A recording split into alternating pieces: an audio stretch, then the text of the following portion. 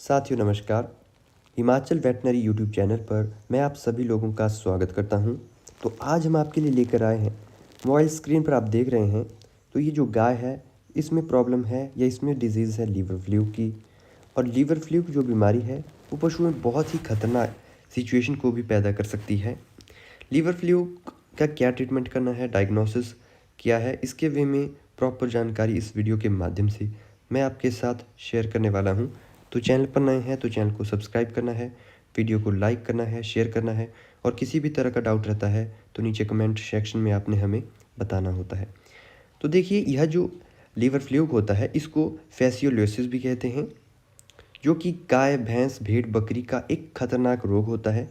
यह होता है फैसियोला हिपेटिका और फैसियोला जाइंजेटिका और फैसियोला मैग्ना नामक जो फ्लूक होता है उसकी वजह से पशु में लीवर फ्लूक की बीमारी होती है। ठीक है।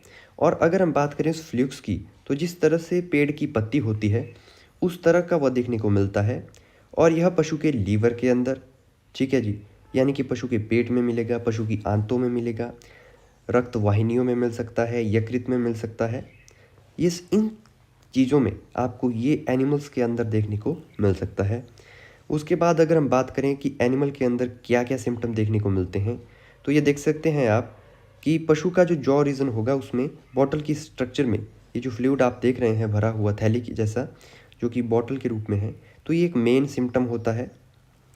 और अगर हम बात करें तो यह पशु के क्या होता है कि यकृत में घुस जाते हैं और बहुत ज़्यादा नुकसान पशु को पहुंचाते हैं। पशु सुस्त हो जाता है, पशु बहुत ज़्यादा वीकनेस उसमें आ जाती है, लाइक दुर्बल हो जाता है।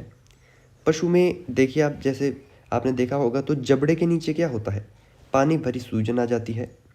जितनी भी म्यूकस मेम्ब्रेन होंगी वो वाइट कलर की हो जाएंगी, और पशु को हाई अमाउंट में क्या होगा, दस्त लग जाएंगे, डायरिया की कंडीशन हो जाएगी, जो कि क्रॉनिक स्टेज में चलेंगे, यानी कि लंबी अवस्था में वो चलेंगे। और अगर आप देखेंगे तो पशु का जो पेट होता है, आमाशय जिसे हम कहते हैं, तो उसका जो साइज होगा वह क्या होगा, इंक्रीज़ हो जाएगा, बढ़ जाएगा। इसी के साथ ही कई कंडीशंस में रेयर केस आपको ऐसे मिलेंगे जिसमें फीवर भी आएगा, लेकिन ज़्यादातर में क्या होता है कि यही जो सिम्टम हमने बात की यही आते हैं।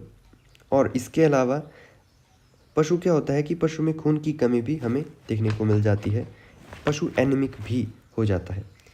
डायग्नोसिस की बात करें तो पशु में क्या किया जा सकता है कि जो सिम्टम है उस बेस पे डायग्नोस किया जा सकता है। ओनर से भी आप हिस्ट्री ले सकते हैं, और इसी के साथ ही पशु का जो गोबर है उसमें आप चेक कर सकते हैं माइक्रोस्कोप या सूक्ष्मदर्शी की सहायता से कि उसके गोबर में कहीं जो फ्लूक है उसके अंडे तो अवेलेबल नहीं है। तो इस तरह से इस डिजीज़ को डायग्नोस किया जा सकता है।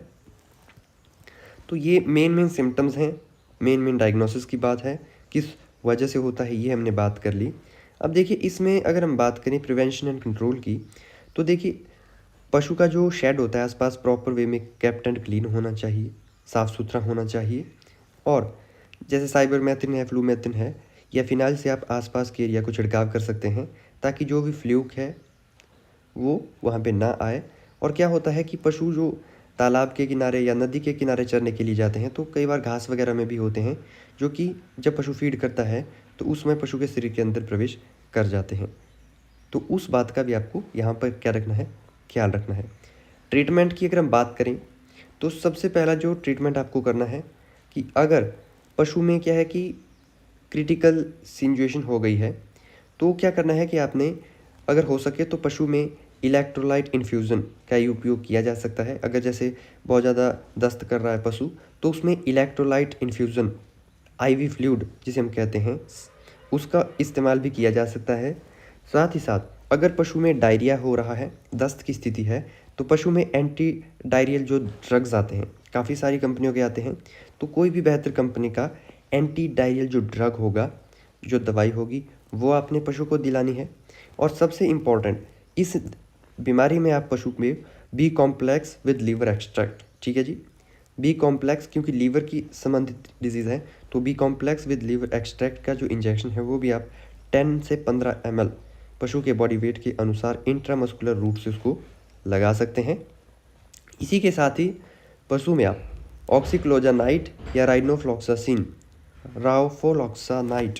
ठीक है, इन दोनों में से आप किसी भी एक दवा का उपयोग पशु में कर सकते हैं।